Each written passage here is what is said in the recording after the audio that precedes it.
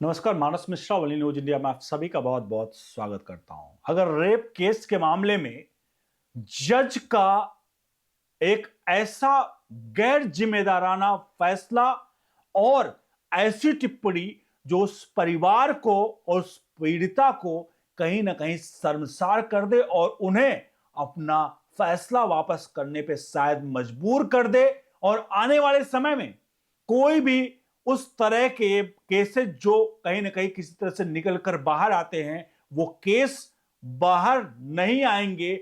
ऐसा मामला Allahabad high court के जस्टिस मिश्रा के द्वारा 17 मार्च 2025 को एक रेप केस में कुछ ऐसा ही किया गया, जिसको लेकर के चीफ जस्टिस ऑफ इंडिया जो इस वक्त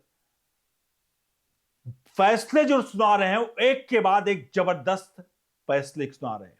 जस्टिस सूर्यकांत उनके फैसले एक के बाद एक जो हैं वो जबरदस्त क्यों हैं आपको दिखाने जा रहे हैं, क्योंकि इस प्रकरण पर उन्होंने सेल्फ संज्ञान लिया है।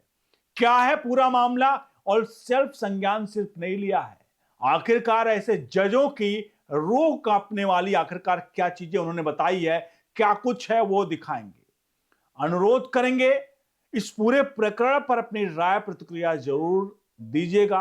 क्या जज रेप के मामलों में इस तरह से संवेदनशील और संवेदनहीनता दिखाएंगे? जाहिर सी बात है कोई भी इस पूरे प्रकरण पर अपना अगर राय प्रतिक्रिया देगा तो जाहिर सी बात है उस जज के खिलाफ ही देगा। तो पूरी वीडियो देखिएगा और अपनी राय प्रतिक्रिया जरूर दीजिएगा। मैं सबसे पहले आपको दिखाता हूं, पहले प्रकरण समझाता हूं। एक रेप केस आता है जिसको लेकर के मामला इलाहाबाद हाई कोर्ट में पहुंचता है। इलाहाबाद हाई कोर्ट में जो जस्टिस होते हैं, जस्टिस राम मनोहर नारायण मिश्रा, ये जस्टिस होते हैं, इनके सामने मामला आता है। उस पर मामले पर टिप्पणी इनकी क्या थी आपके सामने दिखाई दे रही है। इन्होंने कहा कि केवल यह तथ्य कि अभियुक्तों ने पीड़िता के ब्रेस्ट को पकड़ा, पायजामे की डोरी तोड़ दी और उसे पुलिया के नीचे खींचने की कोशिश की, लेकिन कुछ लोग के रोकने पर वे भाग गए, यह अपने आप में बलात्कार के प्रयास का मामला नहीं बनता है।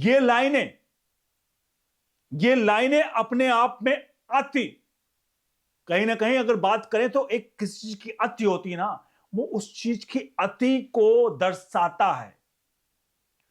जज साहब ये कह सकते थे कि शायद उनको किसी तरह से फंसाने का प्रयास किया जा रहा है, कोई और अन्य एंगल ढूंढ सकते थे, लेकिन जज साहब ने क्या कहा? जज साहब ने कहा ये एक्ट उन्होंने जो बताए वो एक्ट बहुत ज्यादा कहीं ना कहीं एक तरह से ऐसा लगा कि वो किसी तरह से उस पीड़ित पक्ष को या जो अभियुक्त थे उनको बचाने का प्रयास कर रहे थे।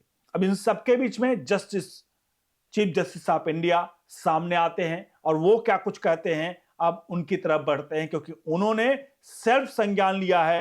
हाईकोर्ट का जो सबसे बड़ी बात मैंने कहा इस मामले में, अब चीफ जस्टिस ऑफ इंडिया ने क्या कुछ कहा वो आपको बताते हैं। कोर्ट ने कहा कि यौन शोषण के मामले में जो निचली अदालतों में अति जो संवेदनशील टिप्पणियां जो हैं वो पीड़ित को लेकर उनके परिवार और पूरे समाज में डर पैदा करने वाला असर डाल सकता है। सुप्रीम कोर्ट ने कहा निचली अदालतों को ऐसी टिप्पणियों पर व्यापक दिशा निर्देश जारी करने पर विचार कर सकता है। Chief justice of India justice Suryakant और जस्टिस जय माल्या बागची की पीठ ने कहा कि हम दिशा निर्देश जारी करने पर विचार कर सकते हैं। ऐसी टिप्पणियां और उनके परिवारों का शिकायत वापस लेने के मजबूर कर सकती हैं और समाज में इसे गलत संदेश जाएगा। सुनवाई के दौरान तो वरिष्ठ वकील शोभा गुप्ता और अन्य वकील भी इनको इसमें शामिल थे। उन लोगों ने साफ कहा कि इन दिनों कई हाई कोर्ट्स में यौन शोषण के मामले में ऐसी आपत्तिजनक मौखिक और लिखित जो है वो टिप्पणियां की गई हैं। पीठ ने यह भी कहा कि अदालत इलाहाबाद हाईकोर्ट का केस रद्द करेगी और केस ट्रायल जारी रहने दिया जाएगा।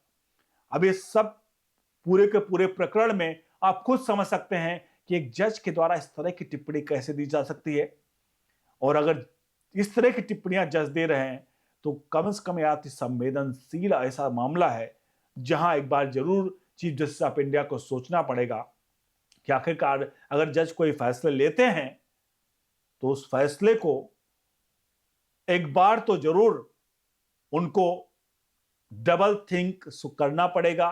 और हमारे देश में जो टॉप पोजीशन में बैठे जज साहब लोग हैं, उनको भी ऐसे जजों पर कहीं ना कहीं किसी प्रकार का इस तरह के कृत्यों पर नकेल कसने की आवश्यकता है।